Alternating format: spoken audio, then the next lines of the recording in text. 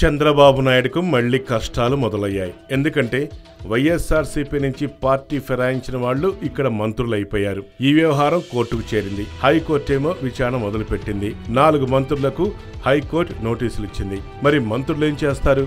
TDP ప్రభుత్వం ఎలా సమాధానం చెప్తుంది? ఈ ఎఫెక్ట్ ఆ 4 మంత్రుల రాజకీయ భవితవ్యంపై ఎలా ఉండబోతోంది? వైసీపీ నుండి ఎమ్మెల్యేలుగా గెలిచి ఆ తర్వాత అధికార పార్టీలకు ఫిరాయించారు వారు. అంతటితో ఆగలేదు.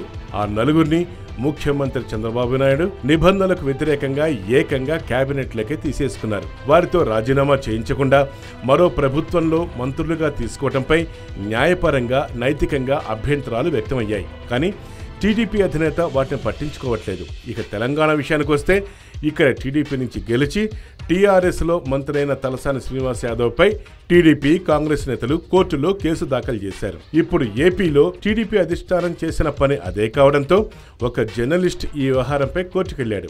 పార్టీ ఫిరాయించి ఏపీ ప్రభుత్వంలో మంత్రులుగా ప్రమాణ స్వీకారం చేసిన వారిని ఆ పదవుల నుంచి తొలగించాలంటూ దాఖలైన పిటిషన్పై హైకోర్టులో విచారణ జరిగింది. పార్టీ ఫిరాయించి మంత్రి పదవులు అనుభవించడం చట్ట విరుద్ధమంటూ జర్నలిస్ట్ శివప్రసాద్ రెడ్డి దాఖలు చేసిన పిటిషన్పై న్యాయస్థానంలో వాదనలు జరిగాయి.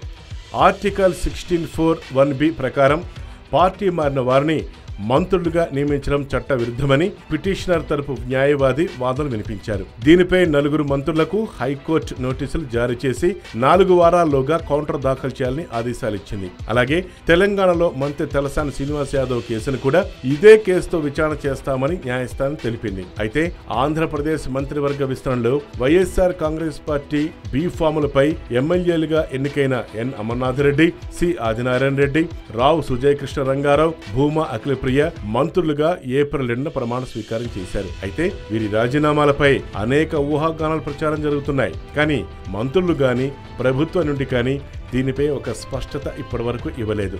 దీంతో ఈ వ్యవహారం కోర్టు దాకా వెళ్లడంతో రాబోయే రోజుల్లో ఈ 4 న్యాయపరమైన ఇబ్బందులు రాకుండా ఎలాంటి అడుగులు వేస్తారో వేచి చూడాల్సిందే.